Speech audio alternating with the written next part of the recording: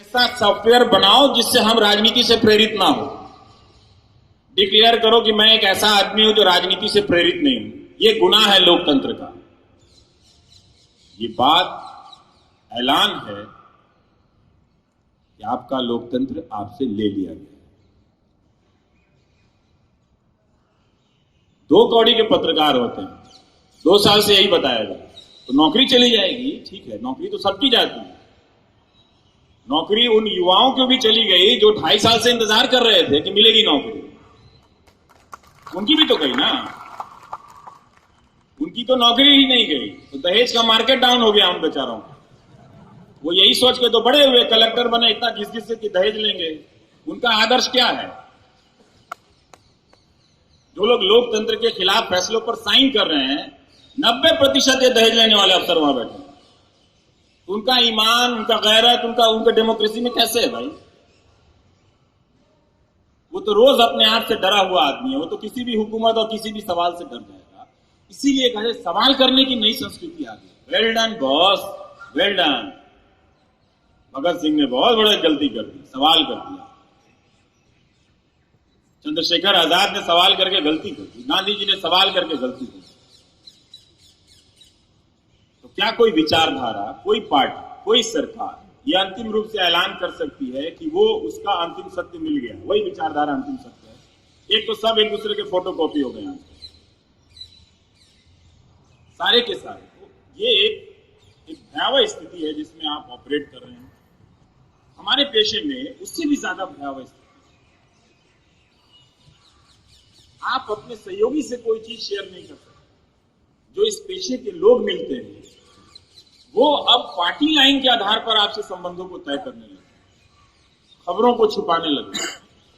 उनसे जिनसे आपका बहुत व्यक्तिगत संबंध है, उनसे जिनसे आपका वर्षों से भावनात्मक संबंध है, बड़ा टूट गया है, बहुत टूट गया। जिनके साथ 24 घंटे का संबंध रहा, रात दिन, वो लोग तक बदल गए। वो लोग इसके आधार पर संबंधों को अब निभाने लगे। बात नहीं करते, हेलो हाय नमस्कार तक नहीं।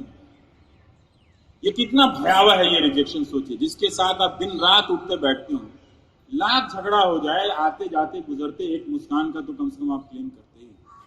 आपसे नहीं तो कम से कम परिवारों से आप घरों में आते हैं। इसका मतलब ये मवालीकरण जो है राजनीति के एक हिस्से का, वो कंप्लीट हो गया दोस्तों। अब वो दोस्त कभी वापस लौट के नहीं आए। वो चाहे न्यूज रूम में है, चाहे हमारे रिश्तेदारियों में है, चाहे वो हमारे मोहल्ले में रहता हो, चाहे उससे कई तरह की रिश्तेदारी है, सारे के सारे लोगों को एकाएक करते हुए बदलते गए। वैसे में अपने आप को रोज टेस्ट करना पड़ता है कि आप जो बोल रहे हैं वो सही बोल रहे हैं क्या? इतने लोग ये क्यों बदल? क्या मैं कोई गलत सवाल कर रहा हूँ? क्या मैं कोई नाजायज सवाल कर रहा हूँ? मैं सवाल करने से ज्यादा इस बात पर ज्यादा सोचता हूँ।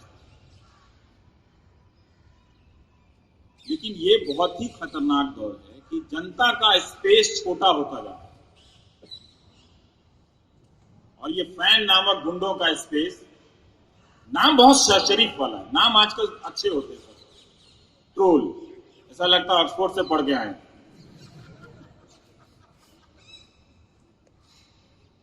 ट्रोल है ये तो। बहुत सारे लोग तो 2 साल तक जब तक ट्विटर नहीं छोड़ा था इसी चक्कर में थे कि it's a part of life. गुंडा मवाली कब से पार्ट ऑफ लाइफ हो गया भाई? तो घर में बिठा लो, बहुत सारे गुंडे घूम रहे हैं।